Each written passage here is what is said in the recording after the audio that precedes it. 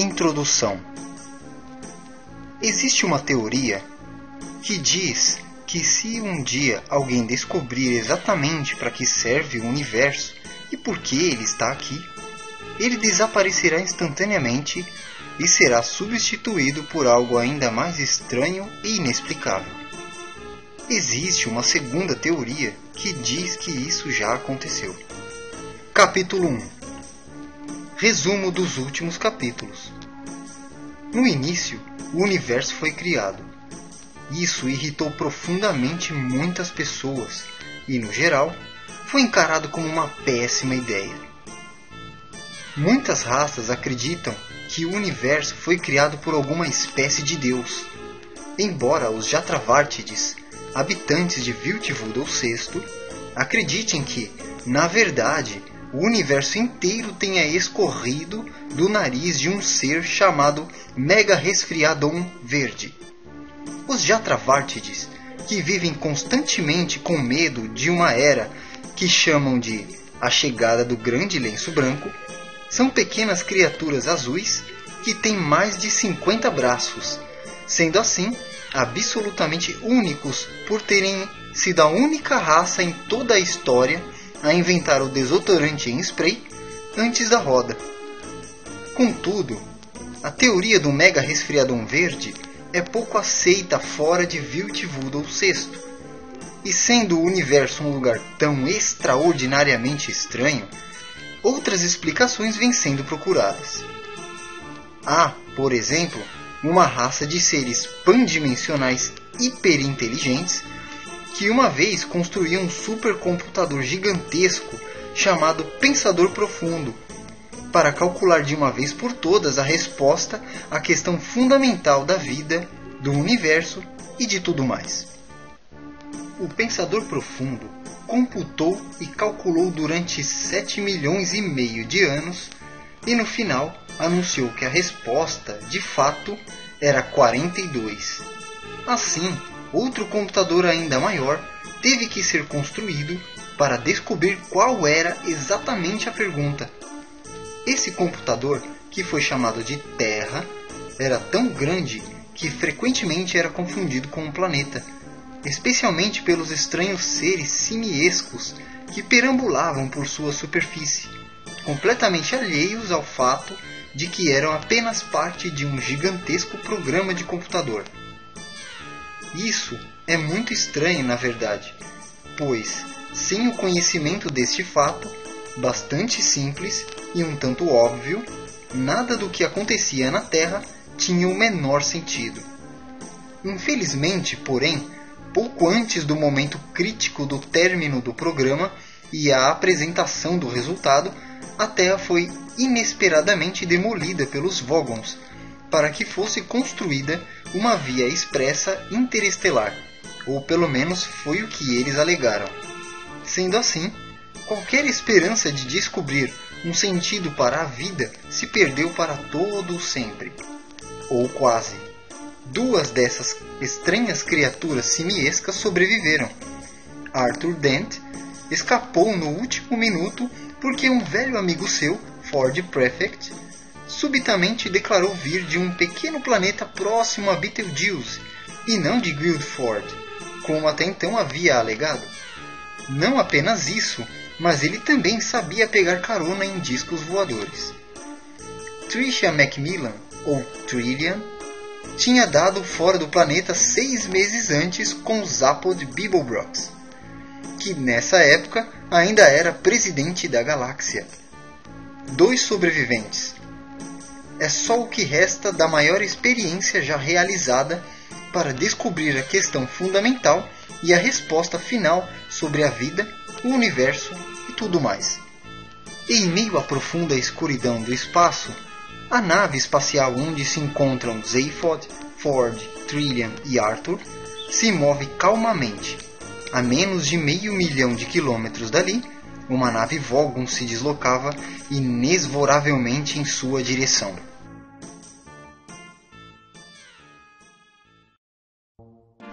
Capítulo 2. Como qualquer nave Vogon, esta parecia uma massa amorfa, congelada, e não exatamente um projeto de design. As desagradáveis protuberâncias amarelas que saíam dela em ângulos repugnantes teriam estragado a aparência da maioria das espaçonaves, mas neste caso, infelizmente, isso seria impossível. Coisas mais feias já foram vistas nos céus, mas não por testemunhas confiáveis.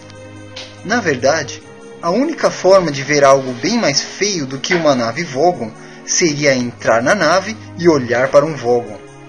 No entanto, se você for uma pessoa sensata, isso é exatamente o tipo de coisa que irá evitar. Porque um Vogon típico não vai pensar duas vezes antes de lhe fazer algo tão terrivelmente hediondo que você vai desejar nunca ter nascido, ou, se você for uma pessoa mais esclarecida, vai desejar que o Vogon nunca tivesse nascido. Na verdade, um Vogon comum provavelmente não iria pensar sequer uma única vez. Vogons são criaturas burras, grosseiras e com cérebros de lesma, e pensar não é exatamente a sua especialidade. A análise anatômica de um Vogon nos mostra que seu cérebro era originalmente um fígado, muito deformado, deslocado e dispéptico. A melhor coisa que se pode dizer deles, portanto, é que sabem do que gostam. E eles geralmente gostam de coisas que envolvam machucar outras pessoas e, sempre que possível, zangar-se muito. Uma coisa de que não gostam é deixar um trabalho incompleto, particularmente este Vogon e, por vários motivos, particularmente este trabalho. O Vogon em questão é o Capitão Prostenik Vogongelts, do Conselho Galáctico de Planejamento Hiperespacial, que tinha sido o responsável pela destruição do assim chamado planeta Terra. Suspendeu seu corpo monumentalmente vil de sua cadeira desajeitada e asquerosa e observou a tela do monitor em que a espaçonave Coração de Ouro estava constantemente focalizada. Pouco lhe importava que a Coração de Ouro, com seu motor de improbabilidade infinita, fosse a mais bela e revolucionária nave já construída. Estética e tecnologia eram duas palavras que não existiam em seu dicionário, e, se ele pudesse, o restante do dicionário também seria queimado e enterrado. Também não lhe importava a mínima que Zaphod Beeblebrox estivesse a bordo. Zaphod era agora o ex-presidente da galáxia, e embora todas as forças policiais da galáxia estivessem nesse momento à procura dele e da nave que tinha roubado, o Vogon não estava interessado nisso. Ele tinha outras contas para acertar. Dizem que os Vogons não estão acima de um pequeno suborno e corrupção da mesma forma que o mar não está acima das nuvens. O que certamente era na verdade, nesse caso, quando Prostenik Vogongelts ouvia expressões como integridade ou moralmente correto, ele pegava o dicionário e, quando ouvia o doce som de uma boa pilha de dinheiro fácil, corria para o livro de regras e o jogava no lixo. Em seu esforço tão implacável para destruir a Terra e tudo o que havia nela, ele estava agindo um pouco acima e além do que seria um mero dever profissional. Na verdade, pairavam no ar certas dúvidas se a tal via expressa ia ser mesmo construída, mas o assunto foi abafado e esquecido. Grunhiu um grunhido repelente de satisfação. Computador! Grasnou. Abra uma linha para o meu terapeuta cerebral. Em poucos segundos, o rosto de Greg Halfrunt apareceu na tela, com o sorriso de um homem que sabia estar a 10 anos-luz de distância da cara do Vogon que estava vendo. Em algum lugar nesse sorriso, havia também um leve toque de ironia. Embora o Vogon persistisse em chamá-lo de meu terapeuta cerebral pessoal, não havia ali uma quantidade suficiente de cérebro para uma terapia. E, na verdade, era Halfrunt que tinha contratado o Vogon. Estava lhe pagando uma enorme quantia, para fazer um serviço muito sujo. Como um dos mais proeminentes e bem-sucedidos psiquiatras da galáxia, ele e um grupo de colegas estavam preparados e absolutamente dispostos a gastar uma pequena fortuna naquele momento em que todo o futuro da psiquiatria parecia estar em jogo. Olá, prezado capitão dos Vogons, Prostenik. Como estamos nos sentindo hoje? Disse ele. O capitão Vogon lhe contou que nas últimas poucas horas tinha exterminado quase metade de sua tripulação num exercício disciplinar. O sorriso de Halfrund não se abalou 1 milímetro sequer. Bom, disse ele, creio que este é um comportamento perfeitamente normal para um Vogon, não é? Essa forma natural e saudável de canalizar os instintos agressivos em atos de violência sem sentido. Isso, resmungou o Vogon. É o que você sempre diz. Ótimo, disse Halfrund. Pois creio que este é um comportamento perfeitamente normal para um psiquiatra. Bem, vejo claramente que nós dois estamos muito bem ajustados em nossas atitudes mentais hoje. Agora me diga, quais são as notícias da missão? Localizamos a espaçonave. Maravilhoso, disse Halfrund. Maravilhoso. E os ocupantes? O terráqueo está lá. Excelente. E? Uma fêmea do mesmo planeta. São os últimos. Bom, muito bom. Halfrund estava radiante. Quem mais? O tal Prefect. E? Zapod Bibelbrax. Por um instante, o sorriso de Halfrund estremeceu. Ah, sim, disse ele. Eu esperava por isso. É realmente uma pena. Um amigo pessoal? Perguntou o Vogon, que tinha ouvido essa expressão em algum lugar e decidiu experimentar. Ah, não, disse Halfrund. Em minha profissão não fazemos amigos pessoais. Entendo, grunhiu Vogon. Vocês precisam manter um distanciamento profissional. Não, disse Halfrund alegremente. É só que não levamos muito jeito para essas coisas mesmo. Fez uma pausa, sua boca continuava congelada em um sorriso, mas ele franziu um pouco as sobrancelhas. É que Bibelbrax é um dos meus clientes mais lucrativos. Ele tinha problemas de personalidade muito além dos sonhos de qualquer analista. Pensou um pouco no assunto antes de abandoná-lo relutantemente. De qualquer forma, disse, você está preparado para a sua tarefa? Estou. Muito bem. Destrua a nave imediatamente. E o Bibelbrax? Bom, disse Halfrund bruscamente. Zapod é só uma pessoa, como outra qualquer, sabe? E depois sumiu da tela. O capitão Vogon apertou um botão de comunicação que o colocava em contato com o que restava de sua tripulação. Atacar! Disse ele. Nesse exato instante, Zapod Bibelbrax estava em sua cabine, xingando e berrando. 2 horas antes, ele tinha dito que iam dar uma passada para um jantar rápido no restaurante no fim do universo. Mas logo em seguida, ele teve uma briga ferrenha com o computador da nave e saiu chutando o chão em direção à sua cabine, gritando que ele mesmo ia calcular os fatores de improbabilidade usando um lápis. O motor, a improbabilidade da coração de ouro, a tornava a nave mais poderosa e imprevisível que jamais existiria. Não havia nada que ela não pudesse fazer, contanto que soubesse o quão exatamente improvável seria a possível ocorrência dessa coisa a fazer. Zaphod tinha roubado a nave quando, como presidente, participava da cerimônia de lançamento da nave. Não sabia exatamente por que a tinha roubado, exceto que gostava dela. Também não sabia muito bem por que se tornara presidente da galáxia, exceto que parecia uma coisa divertida para fazer.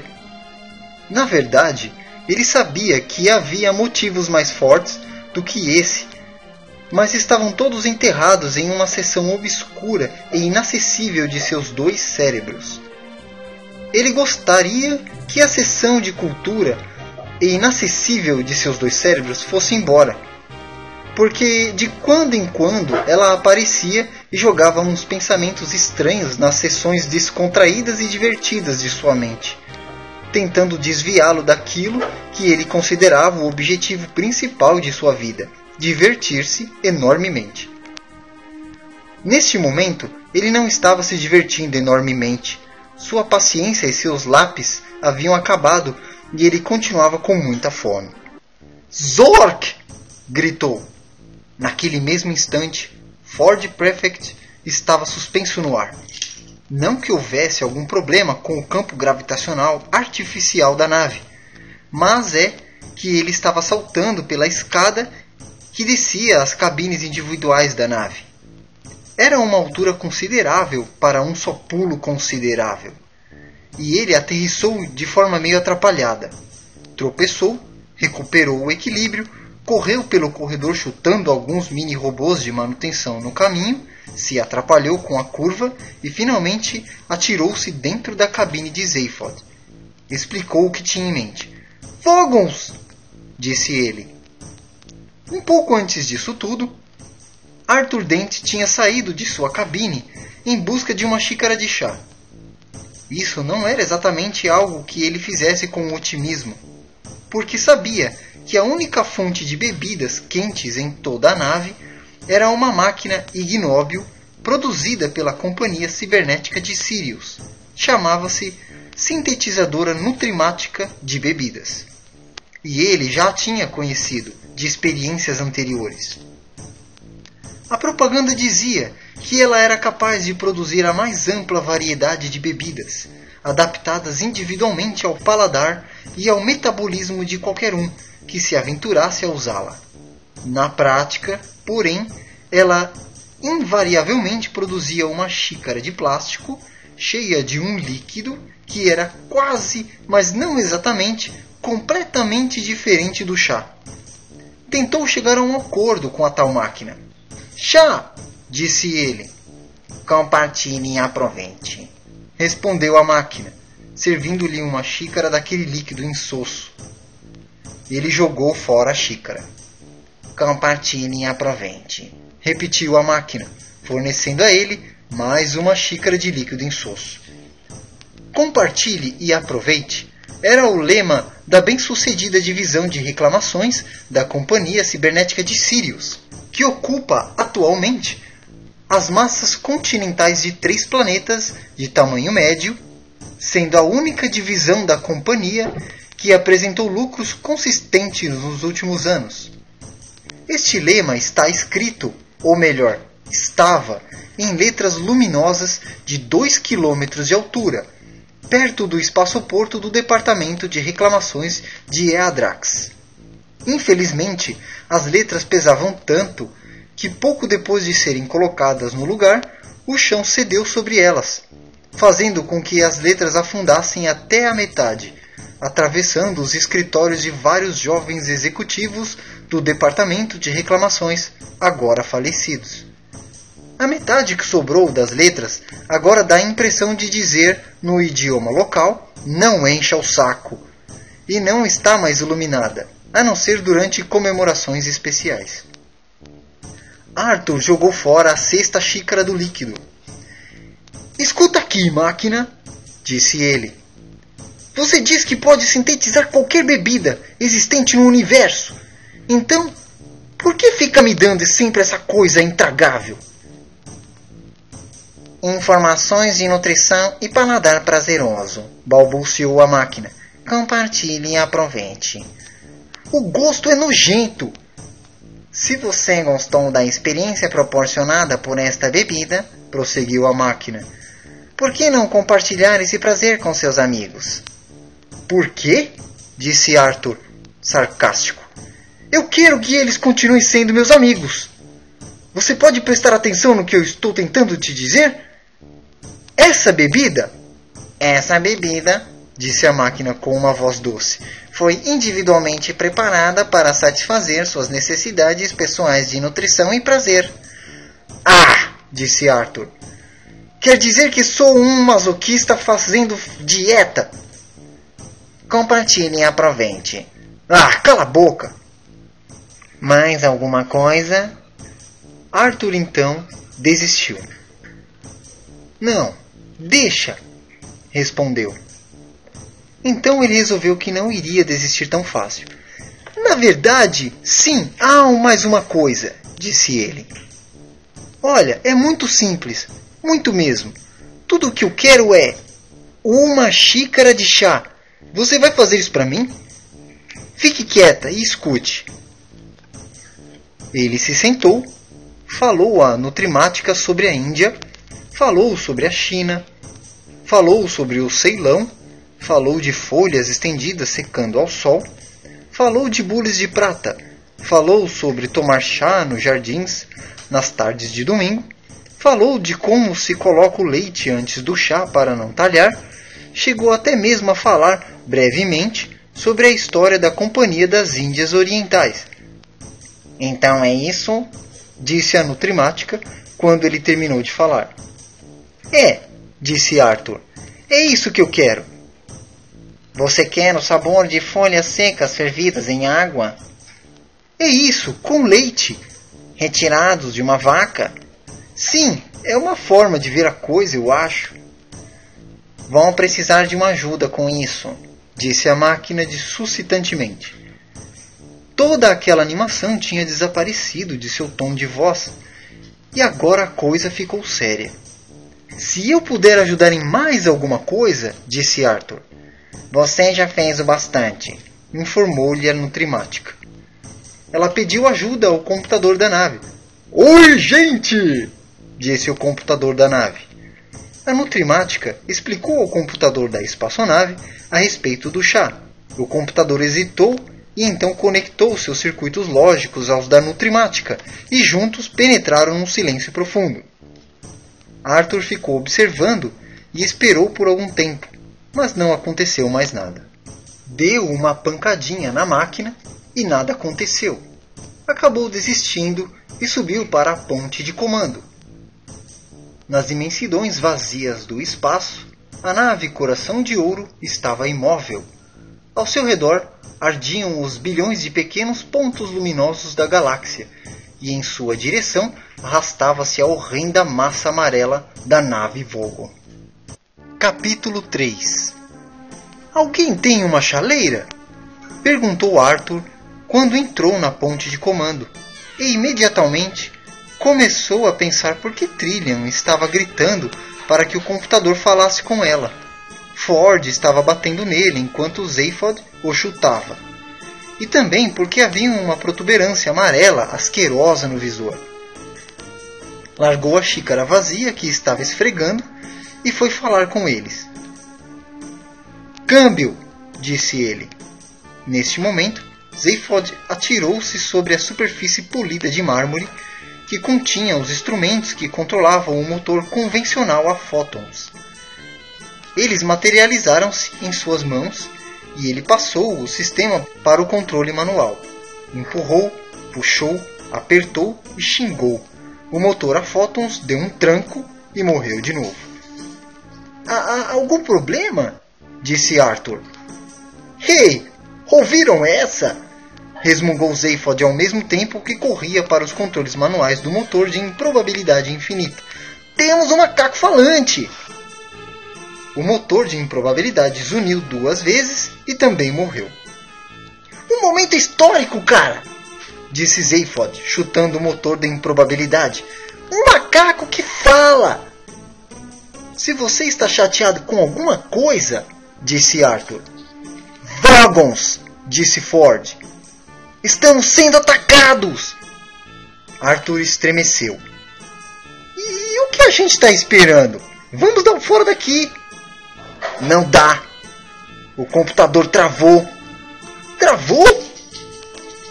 Está dizendo que todos os circuitos estão ocupados? Não há energia em nenhum ponto da nave? Ford afastou-se do terminal do computador, enxugou a testa com a manga da camisa e recostou-se contra a parede. Não há nada que a gente possa fazer, disse. Olhou para o nada e mordeu os lábios. Quando Arthur era garoto, na escola, muito antes da Terra ser demolida, ele costumava jogar futebol. Não era nada bom nisso, e sua especialidade havia sido a de marcar gols contra em partidas importantes. Sempre que isso acontecia, experimentava uma sensação peculiar de formigamento ao redor da nuca, que subia lentamente por sua face. A imagem de lama e grama e de um monte de garotinhos sacanas vindo para cima dele subitamente surgiu de uma forma muito vívida em sua cabeça nesse momento. Uma sensação peculiar de formigamento ao redor da nuca subiu lentamente pela face. Começou a falar e parou. Começou a falar de novo e parou de novo. Por fim conseguiu falar. Disse ele. Limpou a garganta. Eu queria saber, prosseguiu. E estava tão nervoso que todos os outros se viraram e olharam para ele. E deu uma espiada na bolha amarela que se aproximava no visor. Pois é, eu queria saber, disse mais uma vez. O computador chegou a dizer o porquê ele estava tão ocupado? Bem, só para saber. Todos olharam fixamente para ele. É sério, mera curiosidade. Zaphod estendeu uma das mãos e segurou Arthur pela nuca. O que foi que você fez com o computador, homem macaco? Perguntou entre dentes. Bom, disse Arthur. Nada demais. É só que agora há pouco eu acho que ele estava tentando descobrir como fazer... O quê? Como fazer um chá. É isso aí, pessoal, disse o computador de repente. Estou às voltas com esse problema agora mesmo. E nossa, é dos grandes. Falo com vocês mais tarde. Mergulhou novamente num silêncio tão intenso quanto o silêncio das 3 pessoas que olhavam para Arthur Dent. Para aliviar um pouco a tensão, os Vogons escolheram aquele momento para começar a atirar. A nave balançava e ressoava. Do lado de fora, seu poderoso campo de força se torcia, estalava e trincava sob o fogo pesado de uma dúzia de canhões fotrazônicos Megadeth de 30 Destructons. E não parecia que fosse aguentar muito tempo. Pelos cálculos de Ford Prefect, iria durar 4 minutos. De 3 minutos e 50 segundos, disse ele um pouco depois. 45 segundos, acrescentou na hora apropriada. Mexeu em vão em alguns botões inúteis, depois dirigiu um olhar hostil a Arthur. Morrer por uma xícara de chá, não é? Disse. 3 minutos e 40 segundos. Quer parar de contar? Resmungou Zaphod. Claro, disse Ford Prefect.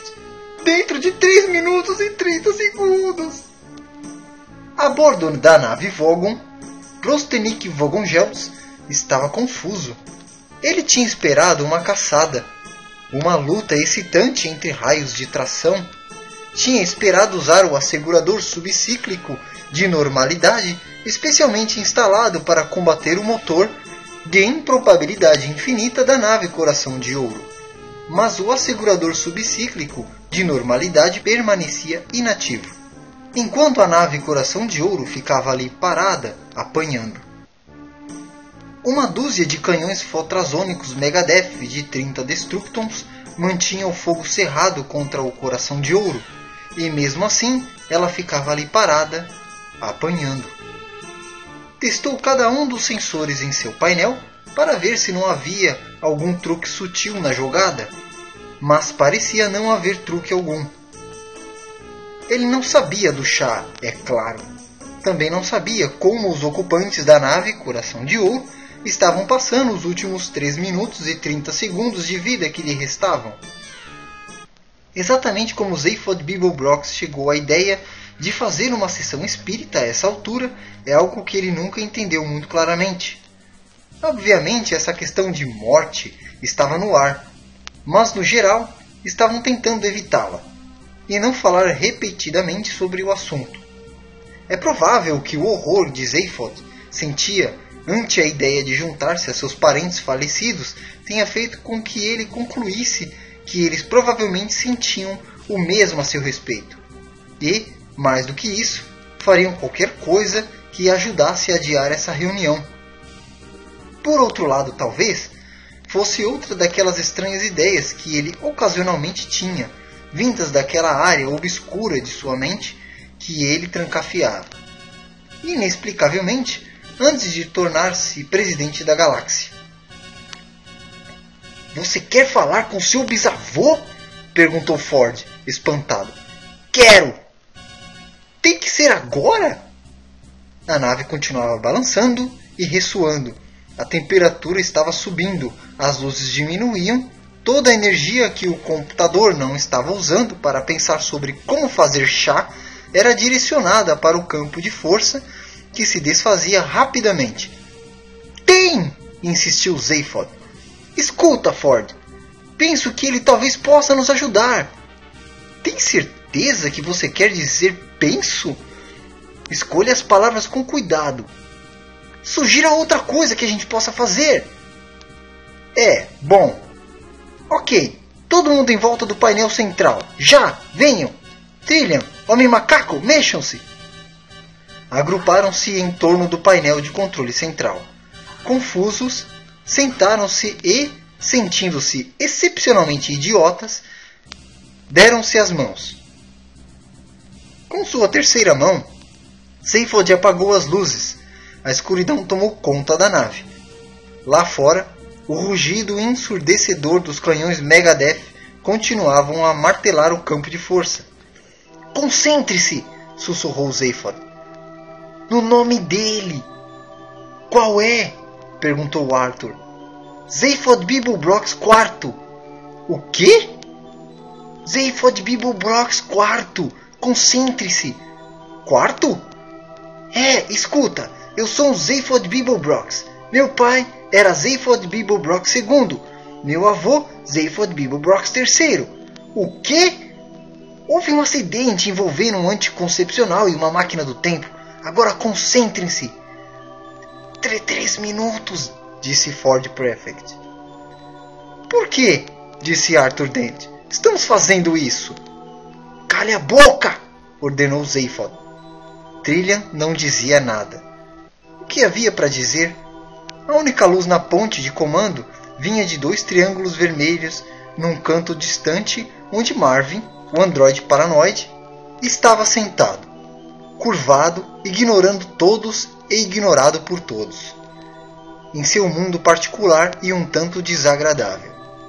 Em torno do painel de controle central, 4 figuras estavam debruçadas em enorme concentração, tentando apagar de suas mentes os tremores apavorantes da nave e o terrível ruído que ecoava por ela. Concentraram-se mais, concentraram-se ainda mais. Os segundos corriam. Gotas de suor brotavam sobre as sobrancelhas de Zaphod, primeiro por conta da concentração, depois por frustração, e no final das contas, por total mal-estar. Finalmente, ele soltou um grito furioso, largou as mãos de Trillian e de Ford e socou o interruptor de luz. Estava começando a achar que vocês nunca iriam acender a luz, disse uma voz. Não, por favor. Não muito claro, meus olhos não são mais os mesmos. As 4 figuras sacudiram-se nas cadeiras. Viraram lentamente as cabeças para olhar, embora seus couros cabeludos estivessem decididamente propensos a ficarem no lugar onde estavam. Quem vem me incomodar numa hora dessas? Disse a pequena figura esquálida e curvada que estava em pé junto aos vasos de samambaia no outro lado da ponte de comando. Suas 2 cabeças de cabelos ralos pareciam velhas, a ponto de poderem guardar vagas lembranças do próprio nascimento das galáxias. Uma cochilava e a outra olhava-os de soslaio. Se seus olhos já não eram os mesmos, então um dia devem ter sido afiados como uma broca de diamante. Zephod gaguejou nervosamente por um momento. Fez o complexo aceno duplo de cabeças, que é o tradicional gesto betelgeusiano de respeito familiar. Oi, bisavô, disse ofegante. O velhinho moveu-se em direção a eles. Ele tentava enxergar melhor em meio à luz tênue. Apontou um dedo ossudo para o seu bisneto. Disse ele bruscamente. Zephod Beeblebrox, o último da nossa estirpe. Zephod Beeblebrox na 10º. Primeiro, na 10º, repetiu ele com veemência. Zephod odiava sua voz. Soava como uma unha arranhando um quadro negro, de algo que ele gostava de pensar como sendo sua alma. Ajeitou-se incomodamente em sua cadeira. Bom, tá, resmungou. E olha, mil desculpas pelas flores. Eu ia mandar, sabe? Mas é que todas as coroas da floricultura tinham acabado, e daí... Você esqueceu! Cortou Zephod Beeblebrox IV. Bom, ocupado demais. Nunca pensa nos outros. Os vivos são todos iguais. 2 minutos, Zephod, sussurrou Ford em um tom respeitoso. Zephod estava nervoso e irrequieto. Mas eu tinha a intenção de mandá-las, disse. E também vou escrever para a minha bisavó, assim que sairmos dessa. Sua bisavó? Murmurou consigo mesmo a esquálida criatura. Disse Zephod. Como ela está? Sabe de uma coisa? Irei visitá-la, mas antes a gente tem que... Sua falecida bisavó e eu estamos muito bem, obrigado. Ralhou Zephod Beeblebrox IV. Mas muito desapontados com você, jovem Zephod. Bom, né? Zephod sentia-se estranhamente sem poderes de tomar as rédeas da conversa, e a respiração ofegante de Ford, ao seu lado, lhe dizia que o tempo estava correndo. O barulho e o sacolejo tinham assumido as proporções assustadoras. Ele viu os rostos de Trillian e de Arthur pálidos e sem piscar na penumbra. Bisavô, temos acompanhado seu progresso com um considerável desânimo. É certo, mas olha, é que no momento, entende? Para não dizer desprezo. Será que você poderia me ouvir por um instante? Quero dizer, o que exatamente você está fazendo de sua vida? Estou sendo atacado por uma frota de Vogons, de naves Vogons, gritou Zephod. Era um exagero, mas essa tinha sido a sua primeira oportunidade, até o momento, de falar sobre o motivo básico daquele encontro. Não me surpreende nem um pouco, disse o velho, sacudindo os ombros. Só que está acontecendo exatamente nesse instante, entende? Insistiu Zephod fervorosamente. O espectro ancestral balançou a cabeça, apanhou a xícara que Arthur Dent tinha trazido e observou com interesse. Bisavô? Sabia, interrompeu a figura fantasmagórica, fixando um olhar severo sobre Zephod, que Betelgeuse V desenvolveu uma pequena excentricidade em sua órbita. Zephod não sabia e achou difícil concentrar-se naquela informação, com todo aquele barulho, a iminência da morte e essas coisas. Bom, não, olha, disse... Eu me revirando no túmulo, berrou o ancestral. Atirou a xícara no chão e apontou um dedo ameaçador para Zephod. Culpa sua, disse ele num guincho. 1 minuto e meio, murmurou Ford com a cabeça entre as mãos. Tá, olha, bisavô, será que o senhor poderia ajudar? Porque... Ajudar? Exclamou o velho como se tivesse lhe pedido para servir uma porção de picanha mal passada. Ajudar, e já, porque senão... Ajudar? Repetiu o velho como se estivesse pedindo para servir uma porção de picanha mal passada acompanhada de uma porção de batata fritas. Você fica balbuciando pela galáxia com os seus... O velho fez um sinal de desprezo. Com os seus amiguinhos desprezíveis, ocupado demais para colocar umas flores no meu túmulo, mesmo que fossem de plástico. O que seria bem típico de você, mas não, ocupado demais, moderno demais, cético demais. Até que de repente se encontra numa enrascada e vem cheio de boas intenções. Sacudiu a cabeça, com cuidado para não acordar a outra que estava cochilando. Bem, não sei, Zaphod, meu jovem, prosseguiu. Acho que vou ter que pensar no assunto. 1 minuto e 10, disse Ford numa voz cavernosa. Zaphod Beeblebrox IV olhou para ele curioso. Por que esse moço fica falando em números? Perguntou.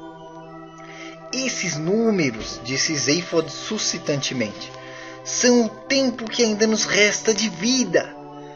Ah, disse o bisavô. Falava consigo próprio. Isso não me diz respeito, é claro. Disse e foi até um canto menos iluminado da ponte de comando, procurando um outro objeto para brincar. Zaphod sentia-se à beira da loucura e pensava se não era melhor acabar com tudo de uma vez. Bisavô, disse ele, isso nos diz respeito, ainda estamos vivos, mas prestes a perder nossas vidas. Como se isso importasse. O quê? De que serve a sua vida para os outros? Quando penso no que você fez com a sua vida. A palavra desperdício me vem diretamente à cabeça. Mas fui presidente da galáxia, cara. Ah, sim, murmurou seu antepassado. E isso lá é trabalho para um Beeblebrox? Como assim? Eu era apenas o presidente, entende? Da galáxia inteira. Mas que garotinho convencido. Zaphod piscou, meio atordoado. Ei, onde você está querendo chegar, cara? Quer dizer, bisavô. O velhinho arrastou-se, curvado, até o seu neto e deu-lhe uns tapinhas no joelho. O principal efeito desse gesto foi lembrar Zaphod que ele estava falando com um fantasma, pois não sentiu absolutamente nada. Você sabe, e eu sei, o que significa ser presidente, Zaphod, meu jovem. Você sabe porque já esteve lá, e eu sei, porque estou morto, e isso me dá um ângulo de visão bem abrangente. Lá em cima temos um ditado: é um desperdício dar uma vida para os vivos. Tá bom, disse Zaphod amargamente. Muito bom, muito profundo. No momento é exatamente disso que preciso. Máximas como esta e lapsos em minha cabeça. 50 segundos, disse Ford Prefect. Onde eu estava? Disse Zaphod Beeblebrox IV. Dando um sermão, disse Zaphod Beeblebrox. Ah, é verdade. Esse cara pode mesmo, sussurrou Ford baixinho para Zaphod, realmente ajudar a gente? Ninguém mais pode, respondeu Zaphod cochichando. Ford balançou a cabeça, completamente sem esperança. Zaphod, disse o fantasma. Você se tornou presidente da galáxia por um motivo específico. Você se esqueceu? A gente não podia falar sobre isso mais tarde? Você se esqueceu? Insistiu o fantasma. É claro que esqueci. Tinha que esquecer. Você sabe, eles fazem uma varredura completa em seu cérebro quando te dão um emprego. Se acharem minha cabeça cheia de ideias perspicazes, eu estaria de novo na rua, sem nada a não ser uma gorda pensão, um secretariado, uma frota de espaçonaves e 2 gargantas cortadas. Ah, disse o fantasma satisfeito. Então você se lembra. Ele parou um segundo. Muito bom, disse, e todo o barulho parou. 48 segundos, disse Ford. Depois olhou de novo para o seu relógio e deu umas pancadinhas. Olhou para o fantasma do bisavô. Ei, o barulho parou! Um brilho malicioso reluziu nos pequenos olhos penetrantes do fantasma. Eu diminuí a velocidade do tempo por uns instantes, disse. Só por uns instantes, sabem? Detestaria que vocês perdessem tudo o que tenho a dizer. Olha, escuta aqui, seu malandro velho metido a adivinho, disse Zaphod pulando da cadeira. A. Obrigado por parar o tempo e tudo o mais. Genial, maravilhoso, fantástico. Mas B. Dispenso o sermão, certo? Não sei qual é essa coisa grandiosa que eu supostamente estou fazendo e parece que não é para eu saber. Eu fico indignado com isso, certo? Meu eu antigo sabia, meu eu antigo se preocupava com isso. Tudo bem até aqui, tudo tranks. O chato é que o antigo eu se preocupava tanto que entrou dentro do seu próprio cérebro, meu próprio cérebro, e bloqueou as partes que sabiam e que se preocupavam, porque se eu soubesse e me preocupasse, não seria capaz de fazê-lo, não seria capaz de ir em frente, me tornar presidente e não seria capaz de roubar essa nave, que deve ser uma coisa realmente importante. Mas esse meu antigo ego se matou, não é? Ao mudar o meu cérebro? Ok, essa foi a escolha dele. Agora, esse novo eu tem suas próprias coisas a fazer. E por uma estranha coincidência, parte dessas escolhas tem a ver com não saber e não me preocupar com essa coisa grandiosa, seja ela qual for. É isso que ele queria. Foi isso que ele conseguiu. O único detalhe é que esse meu velho ego tentou manter-se no controle, deixando ordens na parte de meu cérebro que ele bloqueou. Pois bem, eu não quero saber. Eu não quero ouvir essas ordens. Essa é minha escolha. Não vou servir de fantoche para ninguém, sobretudo não para mim mesmo. Zaphod deu um soco furioso no painel, sem notar os olhares atônitos que estavam atraindo. O velho eu está morto! Exclamou. Ele se matou! Os mortos não deveriam ficar por aí, interferindo nos problemas dos vivos. Mas ainda assim você me invocou para tentar tirá-lo de uma enrascada, disse o fantasma. Ah, disse Zaphod, sentando-se novamente. Bom, isso é outra história, não? Dirigiu um sorriso bobo para a trilha. Zaphod, disse a aparição em voz áspera. Acho que a única razão para eu estar aqui perdendo meu tempo com você é que, estando morto, não tenho muito o que fazer com o meu tempo. Ok, disse Zaphod. Por que não me conta qual é o grande segredo? Tente. Zaphod, você sabia quando era presidente da galáxia, assim como também sabia Yuden Vranx, que veio antes de você, que o presidente não significa nada, é um zero à esquerda. Em algum lugar, às sombras por trás de tudo, há um outro homem, um ser, algo que possui o poder supremo. Esse homem, ou ser ou algo, é o que você deve descobrir. O homem que controla esta galáxia e, suspeitamos, outras, talvez todo o universo. Por quê? Por quê? Exclamou o fantasma surpreso. Por quê?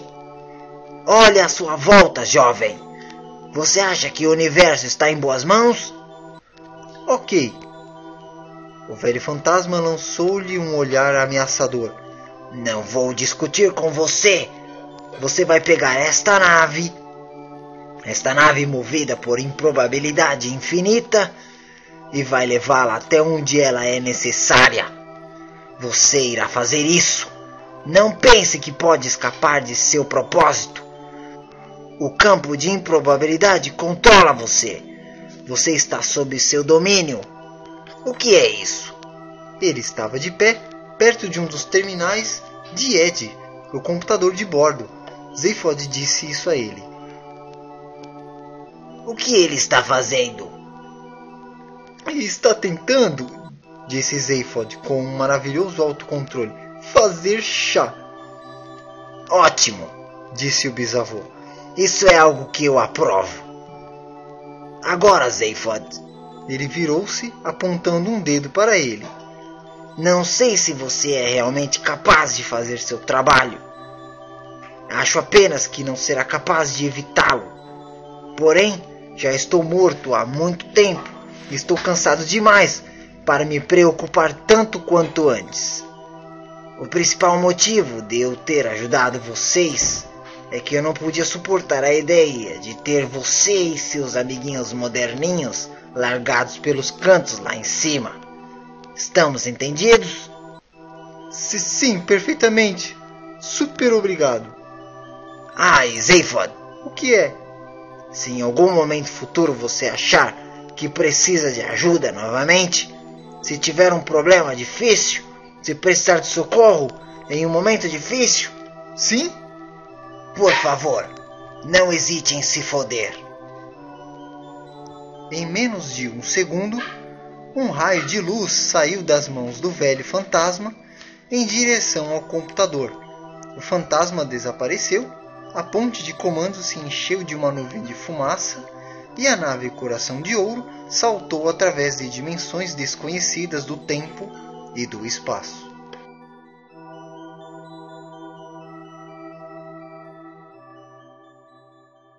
Capítulo 4.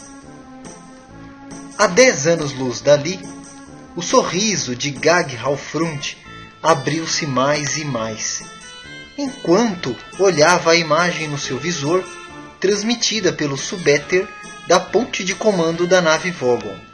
Viu os últimos frangalhos do campo de força da nave Coração de Ouro serem destroçados, e a própria nave desaparecer em fumaça.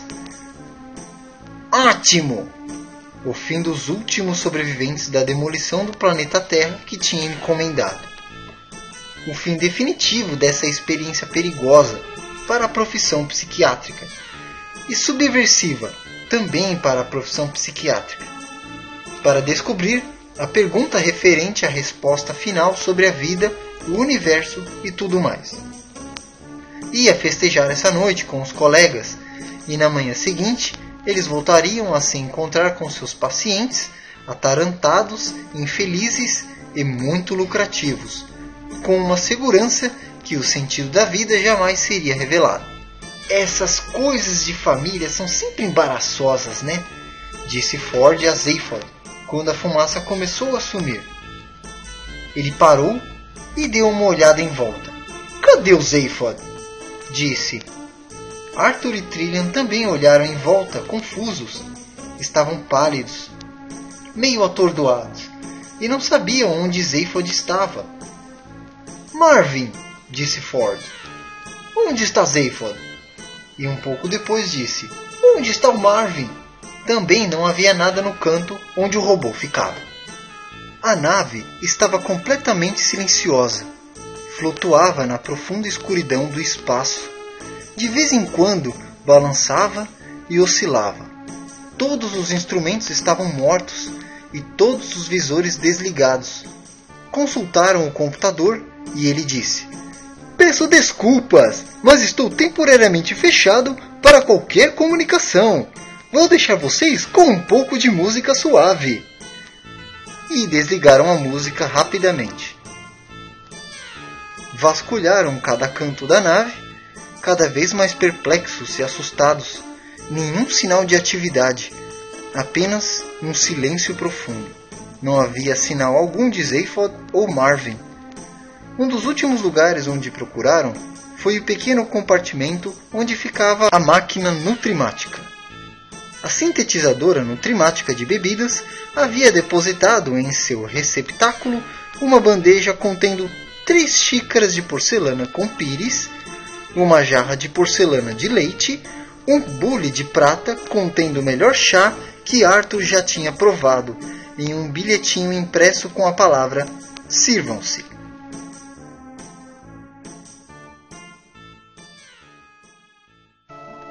Capítulo 5.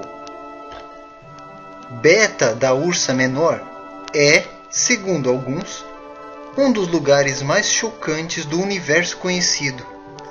Embora seja terrivelmente rica, pavorosamente ensolarada e tenha uma absurda concentração de pessoas magnificamente interessantes por metro quadrado, não deixa de ser significativo o fato de que, quando uma edição recente da revista Playbing foi publicada com uma manchete que dizia: "Quando você está cansado de Beta Ursa Menor, você está cansado da vida", a taxa de suicídios tenha quadruplicado da noite para o dia. Não que haja noites em Beta Ursa Menor. É um planeta da zona ocidental que, por uma peculiaridade inexplicável e um tanto suspeita da topografia, consiste quase inteiramente em litorais subtropicais, por uma outra peculiaridade igualmente suspeita de relestática temporal. É quase sempre sábado à tarde, um pouco antes dos bares da beira da praia fecharem. Nenhuma explicação razoável para essas peculiaridades foi fornecida pelas formas de vida dominante de Beta Ursa Menor, que passam a maior parte do tempo em busca da iluminação espiritual, correndo ao redor das piscinas ou então convidando os inspetores do Comitê de Controle Geotemporal da Galáxia a compartilharem uma agradável anomalia diurna. Há apenas uma cidade em Beta da Ursa Menor, e só é chamada de cidade porque a concentração de piscinas na região é maior do que nos outros lugares. Se você chegar à Cidade das Luzes pelo ar, e não há outro meio de chegar lá, pois não há estradas nem portos.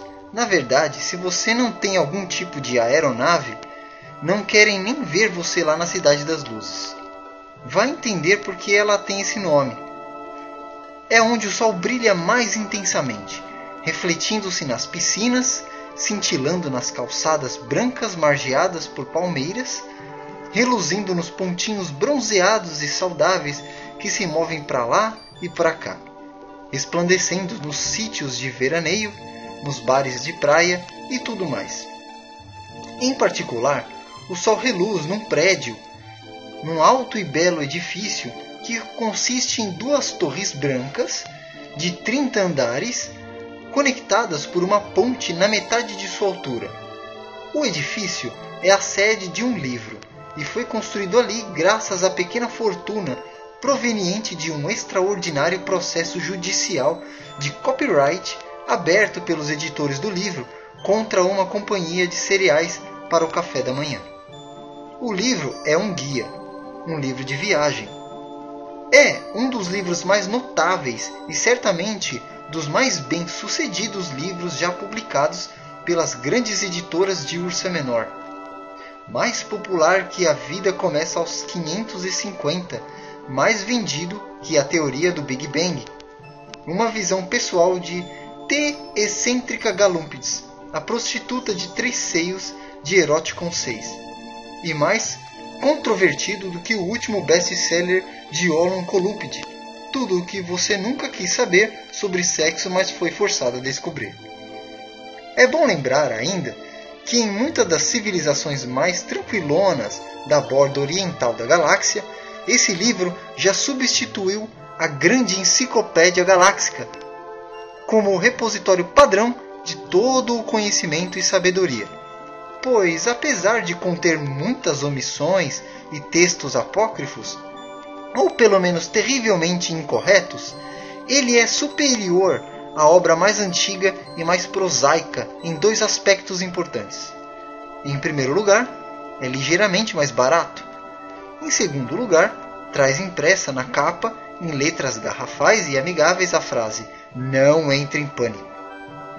Trata-se, é claro, do indispensável companheiro de todos aqueles que desejam conhecer as maravilhas do universo por menos de $30 altarianos por dia, o Guia do Mochileiro das Galáxias. Se você ficasse de pé, de costas para a entrada principal da recepção dos escritórios do guia, supondo, claro, que você já tivesse aterrissado e relaxado com um mergulho rápido e uma chuveirada, e fosse andando para a direita, você passaria pela sombra das folhagens do Boulevard da Vida. Ficaria impressionado com o tom dourado das praias se estendendo a perder de vista à sua esquerda. Espantado com os surfistas mentais flutuando numa boa, 1 metro acima das ondas, como se isso não fosse nada demais. Surpreso e ligeiramente irritado com as gigantescas palmeiras que assoviam uma melodia atonal durante o dia, ou seja, o tempo todo. Se você continuasse andando até o fim do Boulevard da Vida, chegaria ao bairro Lalamatine, repleto de lojas, árvores de café na calçada, onde os habitantes de Ursa Menor, ou os umbetanos, como são geralmente chamados, vão descansar após uma dura tarde de descanso na praia. O bairro Lalamatine é uma das poucas áreas que não estão permanentemente em uma tarde de sábado. Em vez disso, estão sempre com o clima cool de um fim de tarde aos sábados. Logo depois, daí ficam os clubes noturnos.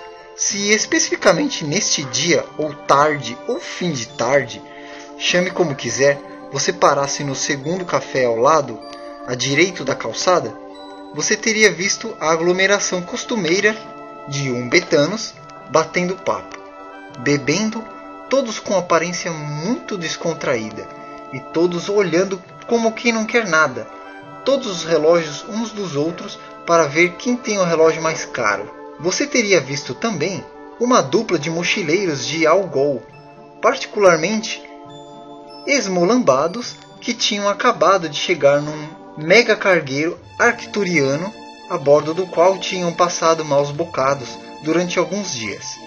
Estavam furiosos e indignados por ter descoberto que naquele lugar, quase em frente ao prédio do Guia do Mochileiro das Galáxias, um simples copo de suco de frutas custava o equivalente a mais de $60 altarianos. Traição, disse um deles amargamente. Se nesse mesmo momento você tivesse olhado para a mesa ao lado, você veria Zaphod Beeblebrox sentado com uma cara de total perplexidade. O motivo de sua perplexidade era que, 5 segundos antes, ele estava sentado na ponte de comando da nave Coração de Ouro. Traição total, disse a mesma voz novamente. Zaphod olhava nervosamente com o canto dos olhos para os 2 mochileiros esmolambados na mesa ao lado. Onde é que ele estava? Como tinha ido parar ali? Onde estava sua nave? Apalpou o braço da cadeira em que estava sentado e a mesa à sua frente. Pareciam bastante sólidos. Ele ficou sentado absolutamente quieto. Como eles podem sentar e escrever um guia para mochileiros num lugar como este? Prosseguiu a voz. Entende o que eu digo? Olha em volta. Zaphod estava olhando em volta. Lugar agradável. Pensou. Mas onde? E por quê? Procurou seus 2 pares de óculos escuros no bolso. Nesse mesmo bolso ele sentiu que havia um pedaço duro, liso e não identificado, de um metal muito pesado. Ele o pegou e deu uma olhada. Piscou, ainda perplexo, onde tinha arrumado aquilo. Colocou o objeto de volta no bolso e pôs os óculos, chateado por descobrir que o objeto metálico tinha riscado uma das lentes. De qualquer forma, sentia-se muito mais confortável usando os óculos. Era um duplo par de óculos escuros supercromáticos, sem periculosidade Joe Janta 200, que tinha sido especialmente desenvolvidos para ajudar as pessoas a manterem uma atitude tranquila ante o perigo. Ao primeiro sinal de problemas, as lentes ficam totalmente pretas, evitando assim que a pessoa visse qualquer coisa que pudesse deixá-la tensa. A não ser pelo arranhão, as lentes estavam claras e ele relaxou, mas só um pouco. O mochileiro furioso continuava a dardejar com os olhos seu suco de frutas monstruosamente caro. Foi a pior coisa que aconteceu para o guia, ter mudado para a beta da ursa menor, resmungou. Viraram uns frescos. Sabe, ouviu dizer que eles criaram um universo sintetizado, eletronicamente numa das salas, só para poderem fazer as pesquisas de campo de dia e ainda frequentarem as festas à noite. Claro que essa coisa de noite e dia não significa muito por aqui. Beta da ursa menor, pensou Zaphod. Pelo menos agora ele sabia onde estava. Presumiu que isso fosse coisa de seu bisavô. Mas por quê? Só para chateá-lo. Uma ideia surgiu em sua mente. Era muito clara e muito nítida, e ele já tinha aprendido a reconhecer esses tipos de ideias. Seu instinto era o de resistir a elas. Esses eram os estímulos pré-programados provenientes das partes obscuras e inacessíveis de sua mente. Ficou sentado e ignorou furiosamente a ideia. A ideia continuou lá, perturbando. Ele a ignorou. Ela continuou perturbando. Ele a ignorou. Ela perturbou ainda mais. E ele desistiu. Que se dane, pensou. Melhor seguir com o fluxo. Estava cansado demais, confuso demais e faminto demais para resistir. Ele nem sequer sabia o que aquela ideia significava.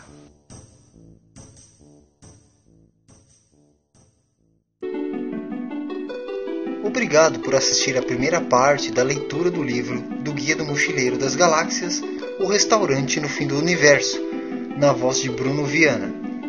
Acompanhem logo a parte 2. Obrigado.